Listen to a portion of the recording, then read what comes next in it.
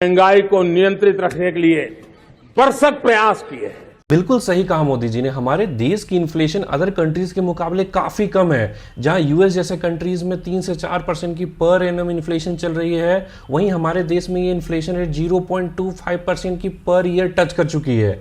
लेकिन ये एक अधूरी कहानी है। जब आप अपने इंडियन मेट्रो सिटीज की इन्फ्लेशन की डाटा देखोगे तो वो काफी शॉकिंग है।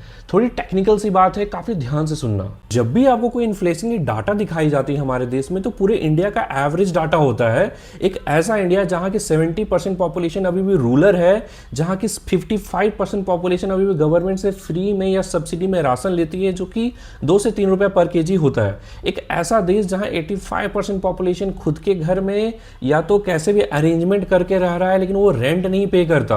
आप समझो कि हमारी जो 80% पॉपुलेशन है, जो 70% पॉपुलेशन रूरल एरियाज का है, उसका लिविंग कॉस्ट इतना ज्यादा कम है कि इंडिया का जब एवरेज इन्फ्लेशन निकालते हैं तो बहुत कम दिखता है। और जब आप इंडिया के मेट्रो सिटीज में आते हैं, आप दिल्ली, मुंबई, बैंगलोर जैसे सिटीज में आते हैं, जहां लोगों को हर चीज क्विक में चाहिए, जहां लोगों को गवर्नमेंट स्कूल का कोई कंसेप्ट नहीं है, सबको प्राइवेट स्कूल में भेजना है, जहां लोग 1 से 2 किलोमीटर के लिए भी कैब या बाइक बुक कर लेते हैं, वहां आप देखो कि पिछले 10 साल में प्राइवेट स्कूल का फीस 175% बढ़ चुका है।